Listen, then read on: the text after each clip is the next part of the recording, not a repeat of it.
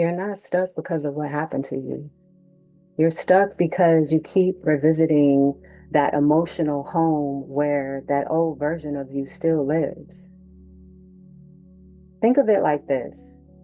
You moved out of an apartment years ago, but every night at 3 a.m., you drive back, walk inside, and sit on the floor in the dark, surrounded by furniture that you don't even own anymore.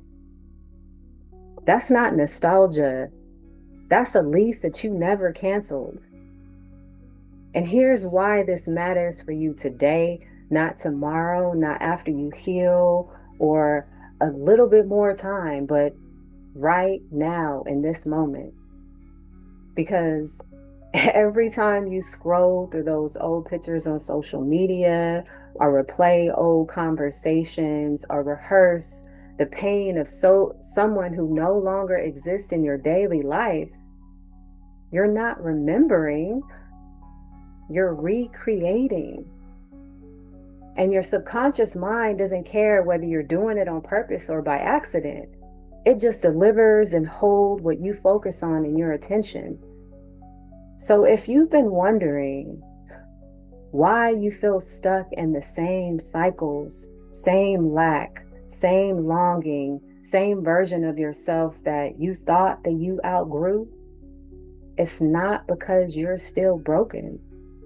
It's because you still keep going back to that emotional address that no longer has your name on it. And tonight, this morning, depending on whenever you're watching, we're going to finally talk about how to finally change the locks.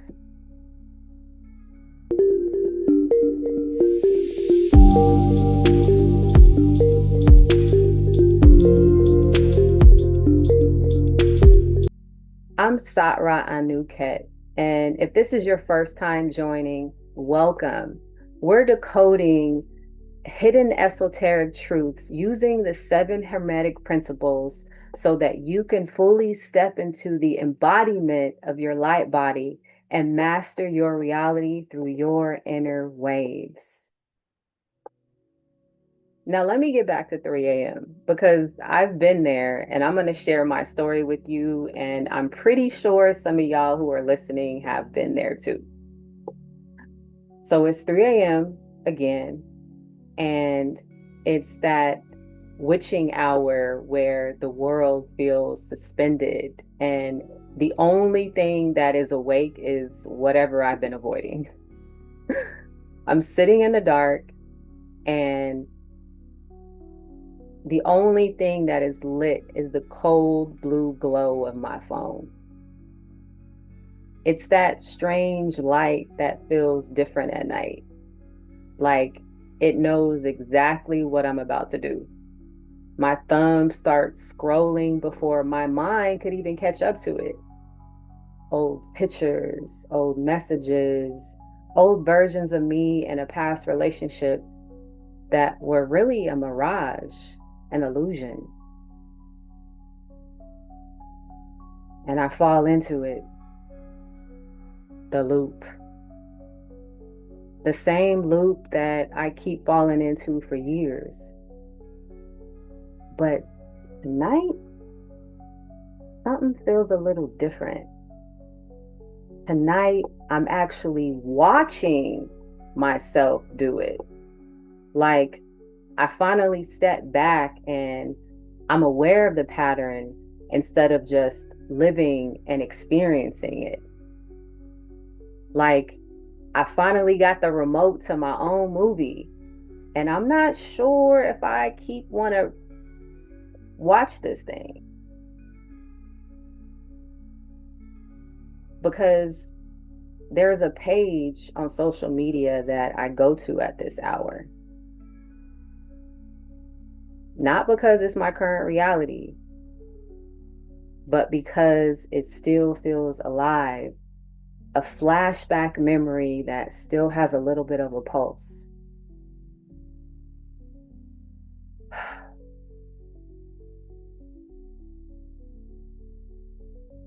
And the moment I tap into that. The present dissolves. It's like taking off an old bandage. The air hits a part of me that was covered up for way too long, and suddenly I'm back in that relationship and I'm reliving the breakup all over again.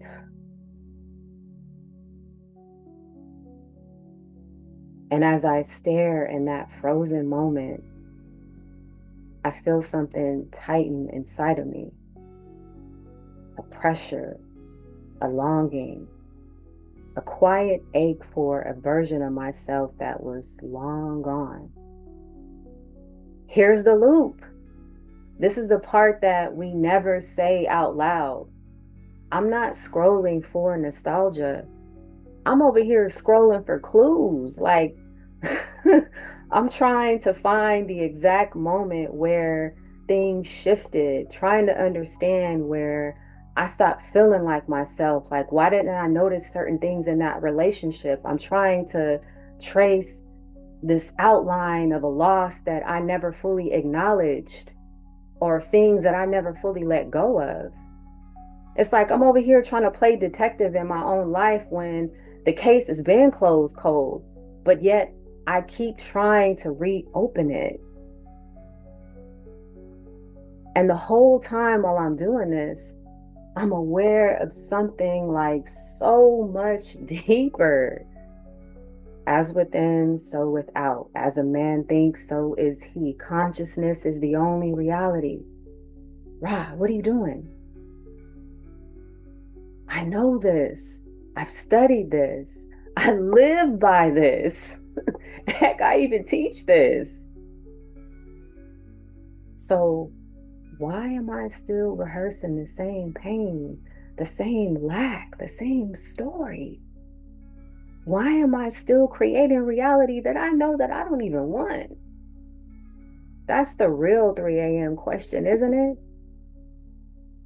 And as the deeper questions start rising, the ones that I usually push away, breathe them in. And I say, if consciousness is the only reality, then what am I conscious of right now? If my inner world creates my outer world, what am I cultivating inside of myself? If I'm the thinker of my thoughts, then why do I keep thinking in circles? I'm getting dizzy over here.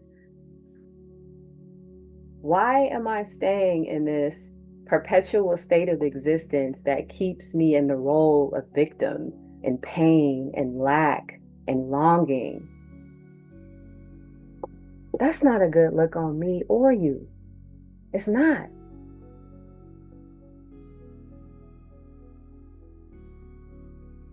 What emotional state am I living in that keeps me going back to old versions of myself?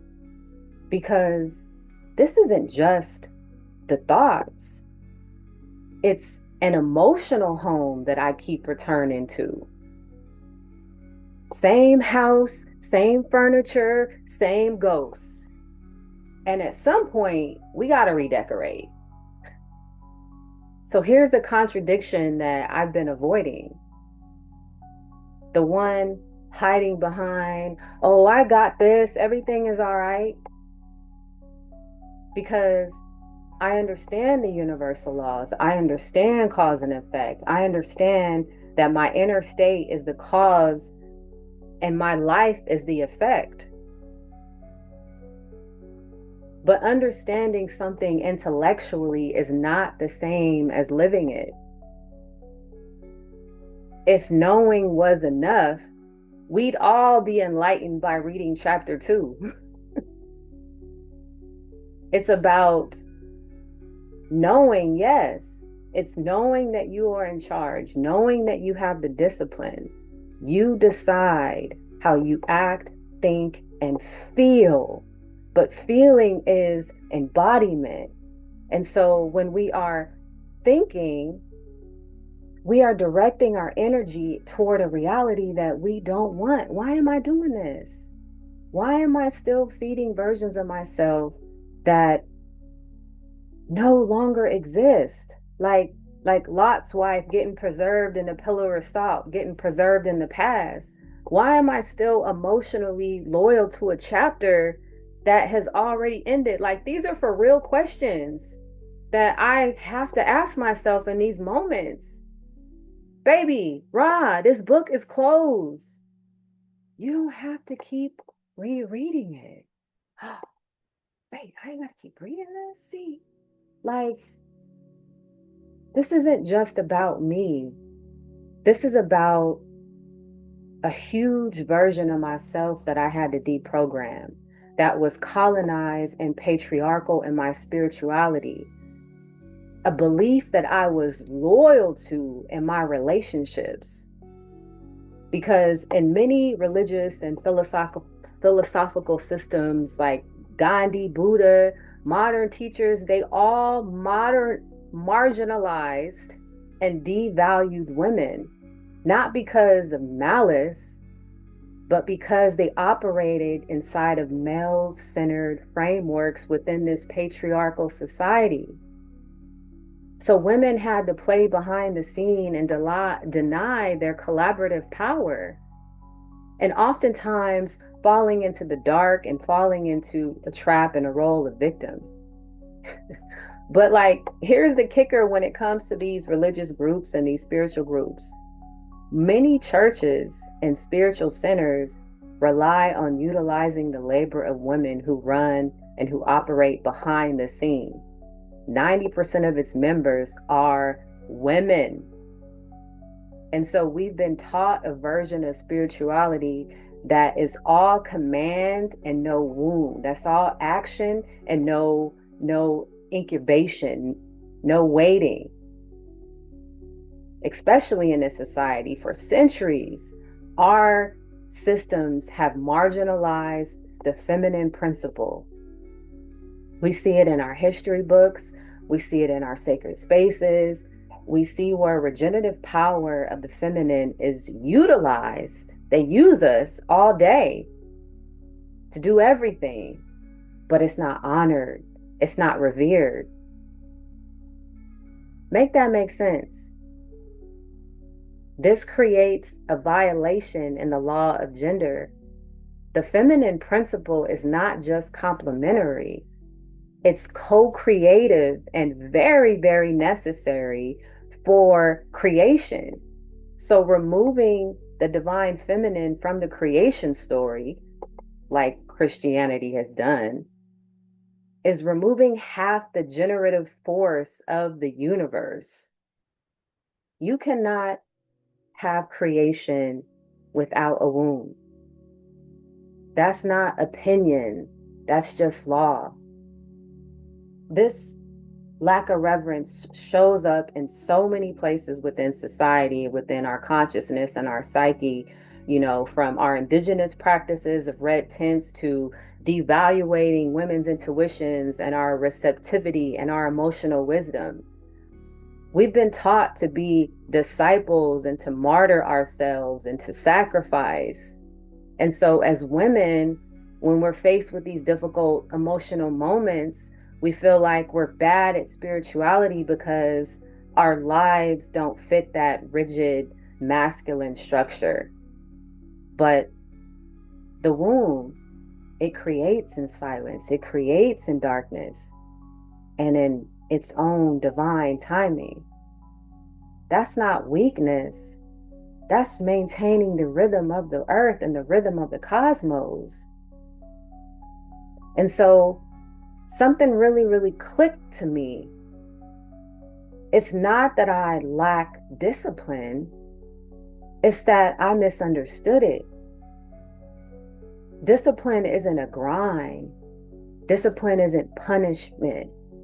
It's not sacrifice. I don't have to say discipline to my spiritual practices. And if I'm not doing, then I'm not doing something right. It's not proving my worthiness. Discipline is devotion. Devotion to the direction that I'm going, that I don't have to keep going back to. I'm not devoted to the struggle that I'm leaving. I'm devoted to the direction that I'm going to. And so, like, in that realization, I don't have to earn my becoming, and I don't have to keep doing anything but decide to go in that direction. So, when we move from doing spirituality to constant awareness, washing the dishes becomes a meditation. And that 3 a.m. scroll, it becomes a conversation with your soul. Devotion to the direction that you want to go, devotion to versions of you that you're becoming, devotion to the reality that you're choosing to create, not devotion to the struggle, not devotion to the sacrifice and the suffering, not devotion to the identity of the one who's trying, of the one who all these things have happened to. I don't have to keep replaying all that because that's the trap. So many people become devoted to the discipline itself, devoted to proving that they're committed, devoted to proving that they're worthy. But that devotion is still rooted in lack, still rooted in the belief that you're not enough yet, still rooted in the idea that you have to earn your own becoming. And that devotion, the hard grind getting kind, keeps you stuck. It keeps us all stuck in this loop. And the consequence of that, many women, especially women, but it happens to everybody, we feel so bad at spirituality because our lives don't mirror that patriarchal view of what discipline is supposed to be. But if we understand natural law, that the natural law of gender requires balance, because the feminine principle walks through embodiment, through relationship, through the ordinary,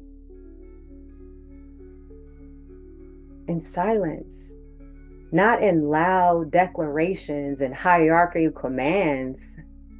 Hierarchical commands, that's not power. That's a different rhythm, but it's not the rhythm of nature, of earth. So I ask myself, what am I choosing to be conscious of? Because if I truly believe that I'm the creator of my experience, I have to stop acting like the victim of those memories. So I ask myself, what am I choosing to be conscious of? Because if I truly believe that I'm the creator of my experience, I have the power to choose these thoughts. I have the power to focus on what I want to think about.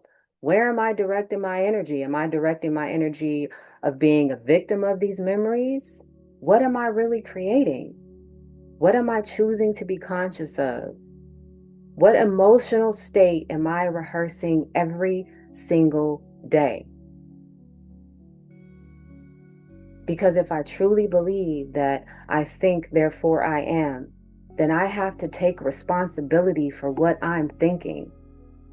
If I truly believe that consciousness creates my reality, then I have to take responsibility of what I'm conscious of. If I truly believe that I'm the creator of my experience, I have to stop being a victim. And that's when it hits me. Not like a hammer, but like a sunrise shining so beautifully on my face.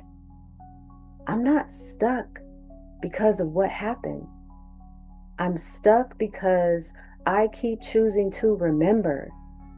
I'm not trapped by this past. I'm trapped by my attachment to it. And in that moment, ooh, y'all, finally, for real, exhaled. A real exhale. The kind that feels like letting go. The kind that feels like telling the truth to yourself, finally. The kind that doesn't need a witness. And I have to remind myself, I don't need to go back. I don't need to resurrect these old versions of myself. I don't need to keep scrolling through these ghost thoughts. I just need to choose to stop going there, to make a decision with devotion, with commitment, with awareness. Who do I want to be right now? How do I want to act? How do I want to think? How do I want to feel? And I need to embody that within my light body fully as my future self, because if I don't start practicing right now, then I'm never going to get in that direction. It's time to re-sacralize everyday life, make life our spiritual practice, to see the creation in all things, going back to my indigenous ways of living and being before patriarchy took over, and knowing that the womb, the dark womb, creates in silence, not in these loud patriarchal commands. The goal is to move from doing spirituality to having a constant awareness where life and practice are indistinguishable. You can't tell the difference between your life and your life practice.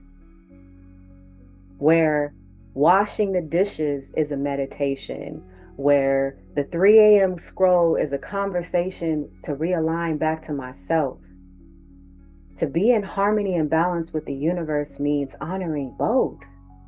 The active, will driven masculine, often overemphasized in patriarchy, with the receptive, birthing, rational feminine, often suppressed in patriarchy. So it's up to me to balance both within myself. Not removing women from the creation story, not breaking the law. Because when you break the law of gender, you end up with the creator who can't even create but only command. And creation is not a command. It's a birth. It's a birthing process. And that birth requires the incubation in a womb. So to restore balance, we don't need to worship the feminine. That's a patriarchal ideology when we think about worship and hierarchy. That's that point of view.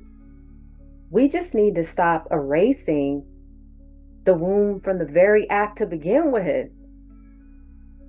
You cannot remove the law that makes life possible. So now when I catch myself at 3 a.m. and I feel that itch, that to get back into that loop, when the silence gets heavy and when the black screen looks like an Aspidian mirror, a doorway reflecting back at me, I remind myself, I am consciousness. I am the cause, and my life is the effect. I am not a victim of my past. I am the creator of my present. I am the architect of my future. I am in flow and in harmony with creation. I let things come. I let things go. I let things flow. Not in stagnation, no blockages, just movement. I am constantly moving, evolving, and growing. Not because I have to. That's because of that's what life is. That's what life does. And I have the discipline not to suffer, not to prove, not to earn, but to devote myself to the direction that I am choosing, to the reality that I am creating, to the version of me that I am becoming. And maybe that's the whole point. So here's what I want to invite you to do, not because I'm telling you, because if you're ready to choose differently, I just want to invite you to come into this practice with me. It's really just 2 steps. Number 1, next time you catch yourself in that late night scroll, pause. Just pause. Don't judge it. Don't try to fix it. Just notice, oh, I'm back here again. Number 2, When you get there, ask yourself one question, the same one that I had to ask myself. What emotional state am I rehearsing right now? That's it. That's the work. No perfection, just pauses, softer pauses. And if you're ready to go deeper and want to understand these actual laws behind why we're stuck and how we get unstuck, then you already know where to find me. The link to my Substack community is actually below as well. No pressure. This is just an invitation. Stop scrolling those 3 a.m. ghosts. That's that twilight hour. Start choosing yourself in those moments. And here is something to never, ever forget. The most powerful truth of all. It's no secret. It's nothing you have to earn, nothing that you have to go find or borrow or prove. It's something that you simply remember to embody. You are the light. Just be it. Shine. Till next time, y'all. Peace. Be well.